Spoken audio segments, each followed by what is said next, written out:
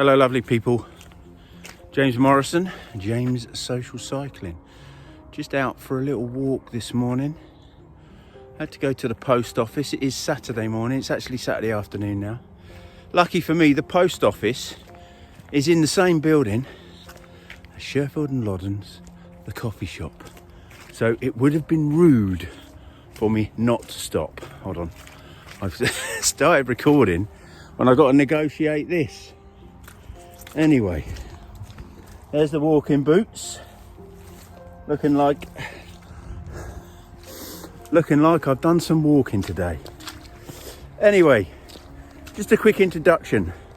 So you've seen by the title, 2025 to 2030, with all the ULEZ, so the ULEZ, which I'll explain in a bit, coming in, obviously in London, and coming into a city near you. Does that mean? Sorry, I just got a pan. Look at that. Look at that. I live over there, look. There. I live there. What a beaut, eh? It's in a hamlet. It's lovely. Will cars be gone because of the pricing? Because of the prices, the ULEZ coming into a city near you, and the cost of it? Will, or because I think the government are trying to push for everybody to be electric, and they're trying to sort of another thing that they're trying to be able to control how much electric you use for your car. Control freaks, aren't they? They are control freaks. We know that. I'm not allowed to talk about it on my videos because it's a cycling channel and it's life, all right? So the fraudulent robbing bastards are putting in place ULEZ in cities across the country, and it will affect us all. But does that mean cycling is going to become great again, like it was back in the old days when there was one or two cars? Well, let's find out. Welcome to my video. Welcome to James Social Cycling.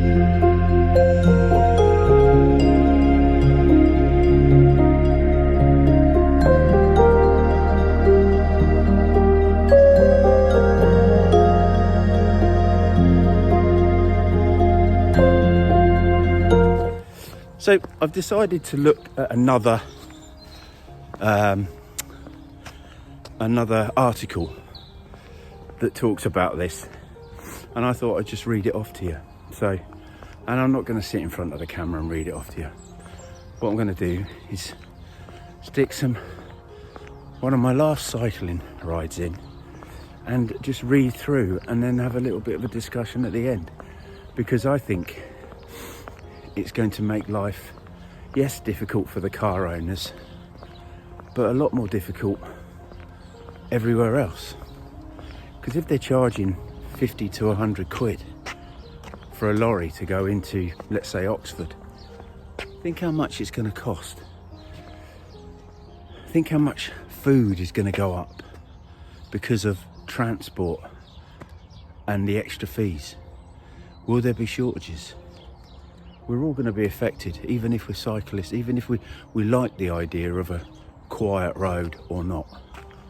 All right?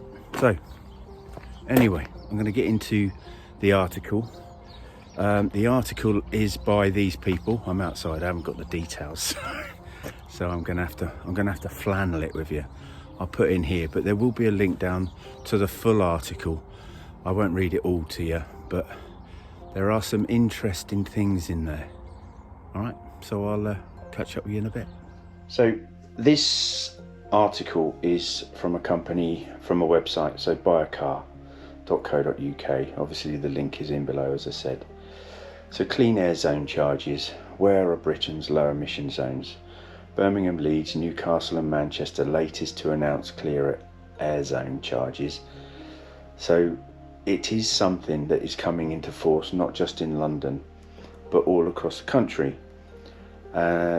if you could imagine me last year when I found out the ULEZ, which by the way stands for ultra low emission zones. You probably know that, but I just thought I'd let you know, ultra low emission zones. They brought the ultra low emission zone into effect, I think last year, and obviously I'd gone on my own, working for myself.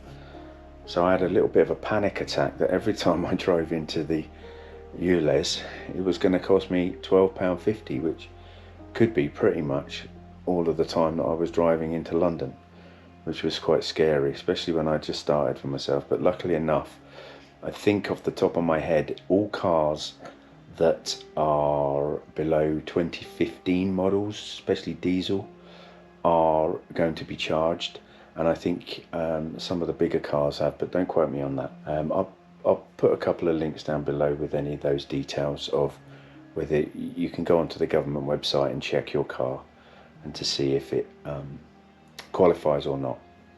So most drivers of diesel cars will have to pay £12.50 to drive into the centre of London, as similar charges creep across the country, with other regions lining up to launch clean air zones in city centres. Birmingham, Derby and Newcastle are planning their own schemes, also known as low emission zones, in order to target older, more polluting cars in an effort to cut toxic air pollution. Cameras will monitor traffic to ensure that the fees are paid, exactly like the congestion zone in London, with the threat of £120 fines if drivers fail to do so. Diesel owners will be worst affected, as most diesel cars sold before September 2015 don't meet the latest emission standard, known as Euro 6, making them subject to charges. These account for around 9.5 million of the 12.9 million diesel cars on British roads. The problem is that they use our money to put these things in place and then charge us. So the government, right, this is my take on this. The government have to hit a low carbon or no carbon or carbon neutral, whatever that rubbish means, by 2030 or 2050, and this is their way of doing it, which basically is taxing us again. Everything is taxing us. They're going to be losing money from fuel, from diesel fuel and things like that, so they've got to find other ways to get our money. The majority of diesel vans sold before September 2016 will need to pay too. Petrols built since 2006 will largely be unaffected, as these are cleaner than older diesels, along with all electric cars and most hybrids. Since 2015, more than 60 local authorities have been ordered to tackle illegal levels of air pollution, which is why many of these are planning to introduce clean air zones. No disrespect, but London is no better off. In fact, it is busier. All that is happening is in the congestion zone and the ULEZ, the ultra low emission zones, they're just getting more money for it. People don't stop driving in there because they can't afford to not to. People that live there, people that drive around there, people like myself, we can't afford not to go into London. So they're just robbing us, not actually doing anything about the low pollution. A new report from Public Health England, an arm of the Department of Health, has recommended that every council considers setting up such a zone to improve our quality. London's ultra low emission zone, ULEZ, came into force on the 8th of April 2019, imposing daily tolls of £12.50 per day for affected cars and vans and £100 for lorries. This is why I said earlier that if you're going to be charging lorries, you think how many Tesco's, let's just pick on Tesco's for a second. You think how many lorries that they have going into London on a daily basis to their local expresses, their local supermarkets. Food's going up. Food is going up. Even though they already make a massive profit, food will go up. So it's going to affect us all in many other ways, as well as this charging us on our cars. So Birmingham set up a similar scheme recently, charging from £8 per day for the worst offenders. Eventually, it's a worst offender. Eventually, almost 20 councils could set up a clean air zones, including some Scottish cities that planned to ban older vehicles for driving in the city centres altogether. Other areas, including Leeds and Sheffield, are likely to set up zones that charge lorries, buses and taxis, but not private cars or vans, which that's good. And I think, you know, no disrespect to the north, and I'm not having a go at the north here, but, you know, at least Leeds and Sheffield are actually thinking of the local businesses and things like that, although they're going to be affected, but at least they're not thinking of doing it to vans and to local cars and vans. So I'll, within the link of this video down below of this article, if you pan down, you'll see full details of low emission zone proposals. So click below. You can actually click on, there's a list of Aberdeen, Bath, Birmingham, Bristol, Cambridge, Cardiff, Derby, Dundee, Edinburgh, Fareham, Glasgow, Leeds, London, Manchester, Newcastle, Oxford, Portsmouth, Reading, Sheffield, Slough, Warrington and York. I'm quite pleased with Reading, because Reading's one of the places I hate to drive, but I do have business in Reading, so I need to go there. So what are clean air zones and low emission zones? So clean air zones are set up as areas where air pollution exceeds European legal limits and councils are taking action to cut emissions. This ranges from improving traffic flow, which it never does, to charging on most polluting vehicles, mostly diesels obviously, and older diesels. Remember the day when diesels were the best next thing. Charging schemes are also known as low emission zones. It's just another way of saying we're taxing you some more. Government rules require income from the zones to be used for their operating costs for other air quality measures. Clean air zones are starting to set up across the country and won't be affected by Brexit because the legislation is duplicated in the British law. Oh, how lucky that was. Oh, can you just cut and paste that, please? Thanks. Although not all clear air zones involve vehicle charges, increasing number of councils plan to impose fees for the most polluting vehicles that drive through the zone. Many plan to do so using automatic number plate recognition cameras, ANPR, let's just call it Congestion Zone London, to track the vehicles and check their emission rating. Well, lucky for everybody, London's been testing this out for, I don't know, how many years now? Cool, blimey, 10-15 years?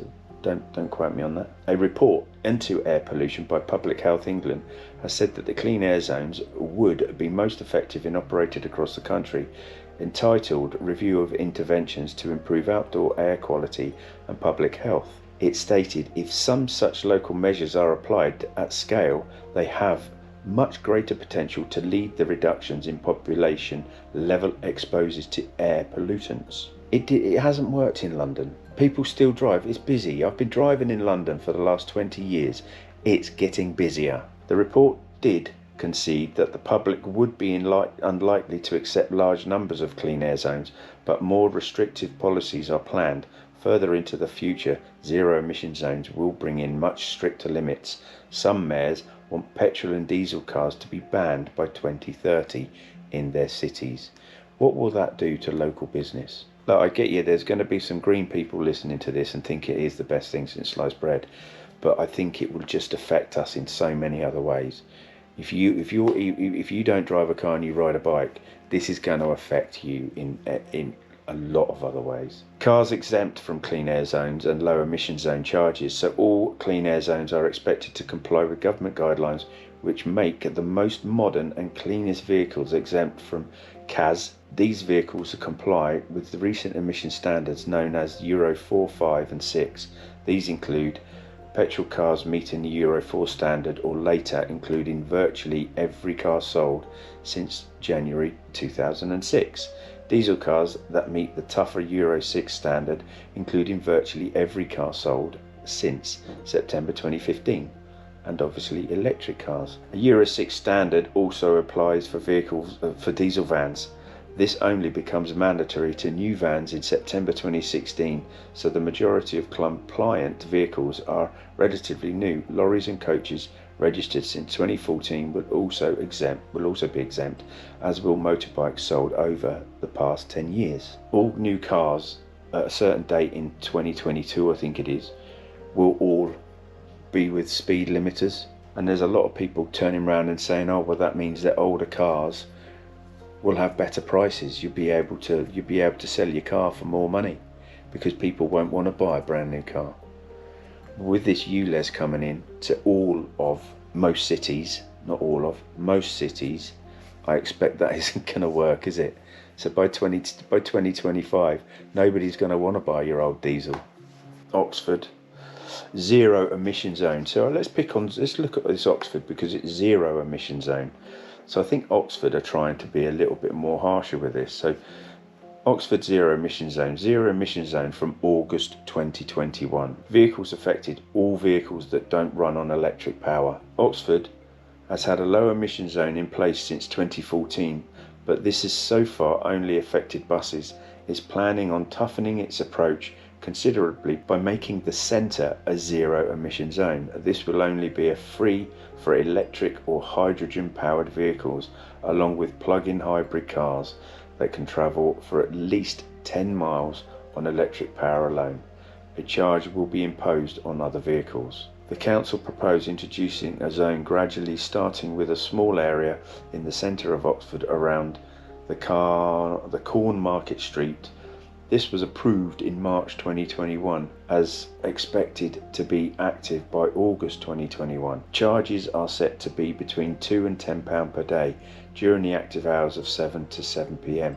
These costs will double in August 2025. So further restrictions are planned for non-local buses, vans and lorries from 2025. They will need to be zero emission vehicles in order to drive free of charge through a much larger zone, encompassing the majority of the city centre. The station will be just outside the boundary in the west, and it will cover an area of up to Magdalen College on the east. These restrictions will extend to all vehicles by 2035, but other vehicles may still be able to drive in the city centre for free. I read somewhere as well that they've actually looking at updating their buses, but I read somewhere that they'd actually updated their buses, and then they've just don't hold me to this, I'll try and find a link for something, that they've actually just bought a load of double-decker buses. So why are they wasting a load of money? And this is Oxford. And I've also read somewhere that they're going to be charging people that live in these zones. So if you lived in this zone and you want to park your car on your driveway, it's going to cost you a daily charge, because that 7 to 7 p.m. will change to 24 hours at some stage, as I said, 2025 or 2035. So what do you think, people? So there you go, people. What do you think?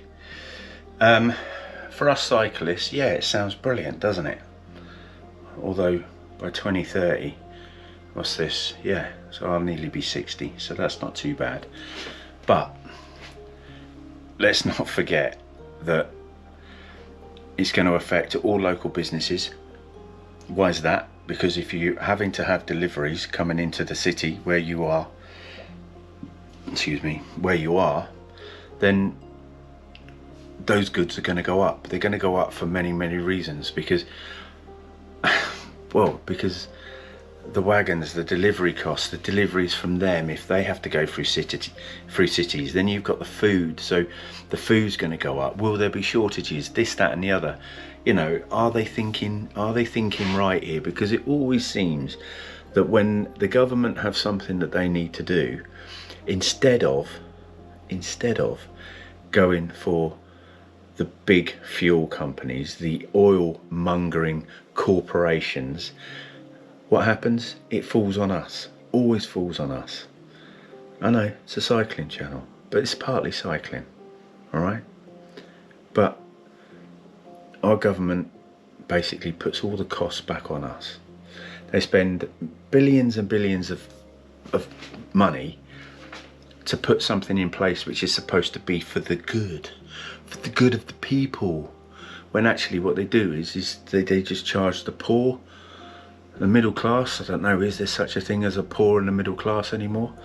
They just charge us more money. And as I said, I will tell you now, London, congestion charge London is probably one of the biggest and easiest money makers they've ever done. It's just an absolute bedlam. Every time I go into that centre of London, it is a nightmare. It is so busy, and it has been getting busier over the last 20 years. So I don't think this is to cut emissions in the city.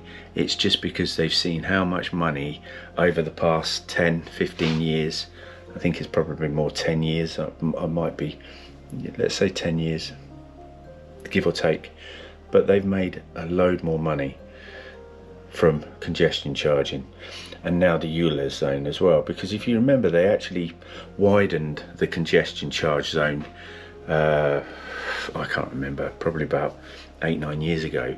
They widened it, and yeah, then they made it smaller again because it was because of the problems I think they had. But again, what they've done is they've done that now with the ULEZ, so the ultra low emission zone. So what do you think, people? Sorry, this might bore you to tears because it is a little bit, but it affects us all because we're all cyclists. Some of us might not drive a car, but there's good reasons for having a car, and it's not just so you can jump down it, jump into it, and go down to the local shop. Because as you can see, for me, I can walk 2.5 miles or just under 2.5 miles, and I'm at the local village where the post office is and the coffee shop. Coffee shop. So, and I'll take advantage of that as a bit of exercise, but it's going to affect a lot of us. So anyway, look, I'm babbled on, all right? I hope you enjoyed the information. Well, enjoyed it. There's not much to enjoy really, is it? It's just all saddening. Every time you hear something about the government, it's always on about draining us of our money. It's control, people. It's control. Shh. They want to control us. They want you to own nothing and be happy. Yeah, smile on your ass, you tarts. Anyway, right, if you've enjoyed this or found it informative, don't forget you can buy me a coffee. There's a link in the description below. But if you don't want to buy me a coffee, then please give me a like. Please hit the bell button, and don't forget to give us a sub. I'm pointing up here, but I don't bother with all that rubbish anymore, so it is down there. So if you could do that, that would be just as appreciative, all right? And lots of love, people. Any questions down below, and any comments down below, and I'll see you on the road very soon.